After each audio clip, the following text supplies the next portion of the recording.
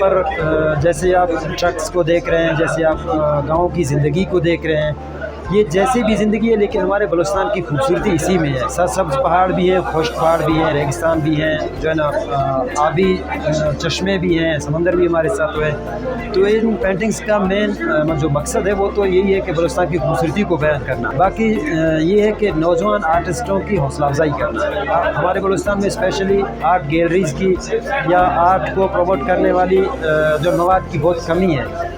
इस तरह के शो से ये फ़ायदा होता है कि नौजवान आर्टिस्ट आते हैं, हमारे सीनियर्स को देखते हैं, उनके काम को देखते हैं, उनकी हौसला अफजाई होती है। इन्हीं लोगों की मेहनत को देखते हुए आज हमारे बलूचिस्तान के कई आर्टिस्ट ऐसे हैं जो इंटरनेशनली अपना नाम बना चुके हैं। जर्मनी में भी हैं, इटली में भी हैं और जो है चाइना भी जाते रहते हैं। मकसद क्वांटिटी नहीं है, मकसद क्वालिटी होती है ना।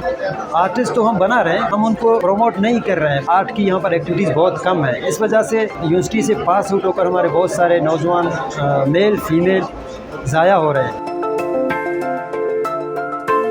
हर एक पेंटिंग का अलग ही फिलॉसफी है और बहुत अच्छा फिलॉसफी है। कुछ मैसेज भी हमें दिखा रहे हैं, बाकी बहुत खूबसूरत भी दिख रहे हैं। हमारे ग्वादर के भी हैं, हमारा इलाका भी शो करते हैं, कल्चर भी शो करते हैं। ऐसा काम है जो देख के इंसान को खींच लेता है अपनी तरफ।